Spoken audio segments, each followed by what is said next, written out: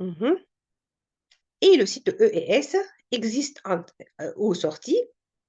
C'est le site de translocation de l'arrêt de transfert. Qu'est-ce que ça veut dire translocation? Ça veut dire translation, c'est-à-dire déplacement de l'arrêt de transfert du triplet 1 vers le triplet 2, etc. Les deux sous-unités sont associées de manière que leurs axes soient perpendiculaires aux sillons les séparant. Le côté de la grande sous-unité est appliqué contre la petite sous-unité et qui ressemble à un dôme. Les gènes de l'ARN ribosomique sont transcrits dans le nucléole. On a dit que le nucléole, c'est l'endroit de la transcription, voilà. Plus précisément dans les zones fibrillaires par l'ARN polymérase 1. En un précurseur de 40S, et certaines séquences de ce précurseur sont existées ou bien coupées, ce qui donne naissance aux séquences 5,8S et 28S pour assemblage de la grande sous-unité et 18S pour celui de la petite sous-unité. L'ARN ribosomal 5S, qui participe aussi de la grande sous-unité du ribosome, est transcrit par l'ARN polymérase 3. Dans le nucléoplasme, il est codé par un gène différent. Toutes les protéines ribosomales sont importées dans le noyau où elles se combinent à l'ARN ribosomal pour former des ribosomes.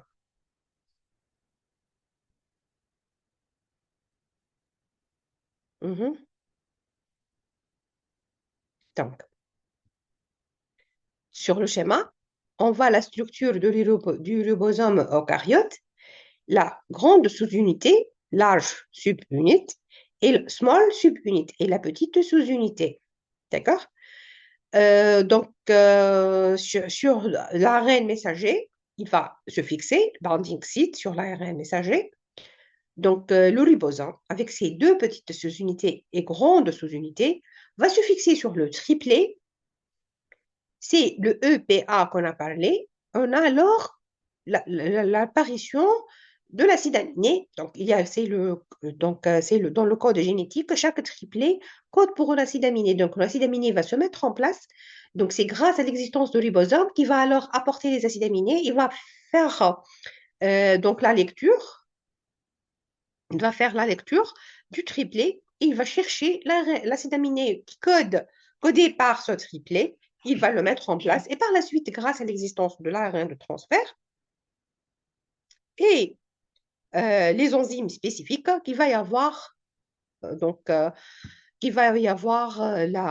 l'apparition de la liaison peptidique entre acide aminé 1 et acide aminé 2, acide aminé 2, acide aminé 3, etc.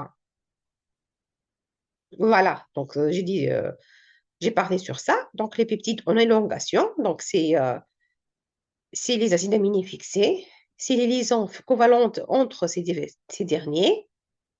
Donc à partir de l'ARN messager, 5', 3', il va y avoir l'apparition de polypeptides. Donc, c'est une étape très importante qu'on appelle traduction et qui permet alors de former les protéines à partir de l'ARN messager. Donc, grâce à un outil spécifique, un outil un peu différent, un outil très important, appelé quoi? Appelé ribosome. Donc, ribosome, c'est une unité qui est formée par deux sous-unités. Ils sont séparés, mais ils se fixent sur un ARN messager et qui permettent sa translation sur tout l'ARN messager et alors traduction triplé par triplé jusqu'à apparition d'une protéine complète. Voilà, j'espère que c'est clair. Mhm.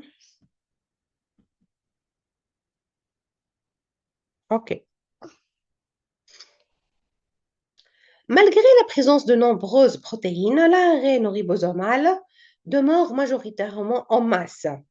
Un nucléotide est en moyenne 4 fois plus lourd qu'un acide aminé. Le poids total d'un ribosome est estimé à 4600 kilodaltons, ce qui donne que l'ARN ribosomale est majoritaire par rapport à la masse protéique, d'environ de 2000 kilodaltons.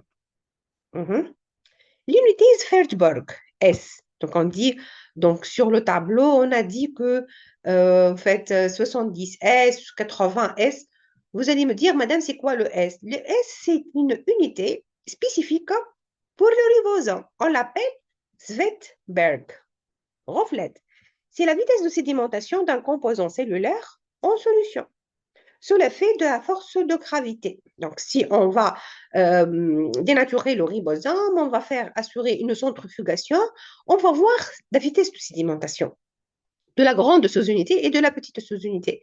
Donc, on trouve que la grande sous-unité présente une vitesse de sédimentation plus grande, car il est plus grand. Ce coefficient de sédimentation dépend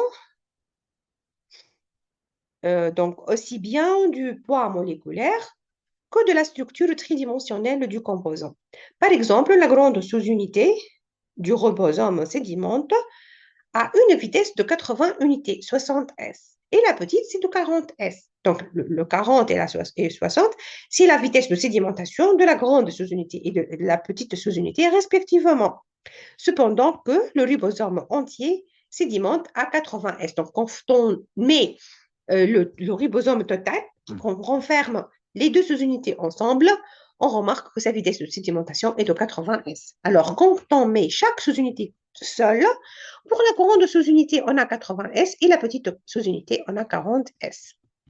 Par définition, la constante de sédimentation S est la vitesse de sédimentation par unité d'accélération, force G. La particule complète, 40 S plus 60 S, n'est assemblée que dans le cytoplasme. Donc, c'est le tableau 2. En présence de l'ARN messager, de l'aminoacide ARN de transfert initiateur, toujours le premier acide aminé, c'est la méthionine. Donc, on va voir dans les exercices, et on va donner le triplet connu pour la méthionine ARN transfert. Et les facteurs d'initiation EIF. Donc, dans le tableau 2, c'est les composants de l'ARN ribosomal du ribosome et leur poids. Donc, on va voir. Donc, nous sommes en train de voir le ribosome. On doit alors bien décrire ces unités et toutes ces composantes pour savoir par la suite toujours la relation entre structure-fonction. Pour alors